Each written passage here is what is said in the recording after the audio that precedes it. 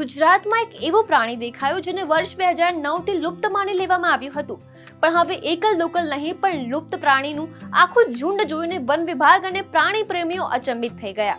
આ છે જળબિલાડી, જેને આપણા દાદા પરદાદાઓએ તો જોઈ હશે, પણ દાયકાઓથી ગુજરાતમાં જળબિલાડી વિલુપ્ત થઈ ગઈ હોવાનું માની લેવામાં આવ્યું હતું.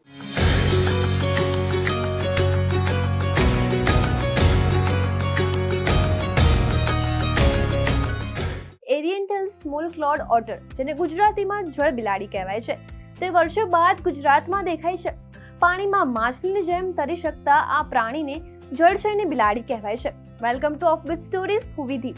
ગુજરાતમાં જળબિલાડીનું દેખાવું કેમ ખાસ છે અને આ પ્રાણી કઈ રીતે બની શકે છે ગુજરાતના ટુરિઝમ માટે ગોલ્ડન ટિકિટ, ચાલો જાણીએ આ ઓફબીટ સ્પેશિયલ રિપોર્ટમાં. એક નહીં બે નહીં દુર્લભ ગણાતી જળબિલાડીઓનું આખું ઝુંડ વિડીયોમાં નજરે પડે છે. જાણીને નવાઈ લાગશે, પણ આ દ્રશ્યો છે ગુજરાતના સુરત જિલ્લામાં આવેલા મહુવા પંથકના, જ્યાં મુળત ગામથી પસાર થતી પૂર્ણા નદીના કિનારે જળબિલાડીઓનું ઝુંડ જોવા મળ્યું. 5 થી 6 જળબિલાડીઓ પૂર્ણા નદીમાં ડૂબકીઓ મારતી જોવા મળી.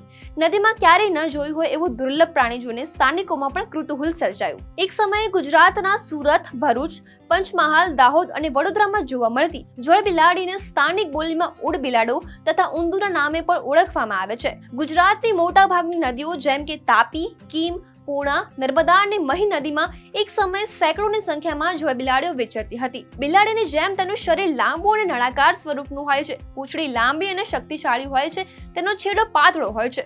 ઉપાંગો નાના, જ્યારે આંગળીઓ માછલીની જેમ જાળવાળી હોય છે, જેથી પાણીમાં તે ખૂબ જ સ્ફૂર્તિથી તરી શકે છે.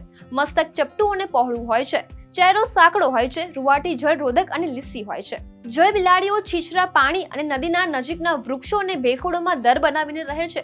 મોટા ભાગે નદીઓમાં છીછરા પાણીથી લઈ ઊંડા પાણીમાં માછલીઓનો શિકાર કરે છે અને બતક તેમજ બગલાના ઈંડા પણ આરોગે છે. જળબિલાડી નદીઓ અને જળાશયોની બાયોડાયવર્સિટીનો મહત્વનો ભાગ છે. જોકે ગુજરાતની મોટા ભાગની નદીઓ ઔદ્યોગિકરણ અને બેફામ વિકાસના પાપે ઝેરી બનતી ગઈ અને ધીરે ધીરે જળબિલાડીઓ પણ વિલુપ્ત બનતી ગઈ. જળબિલાડીઓ આખી દુનિયામાંથી વિલુપ્ત થઈ રહી છે. તેવામાં ગુજરાતમાં એશિયાટિક લાયનની જેમ જો જળબિલાડીનું સંરક્ષણ કરવામાં આવે તો ભવિષ્યમાં ટુરિઝમની અસીમિત તકો ખુલે તેમ છે.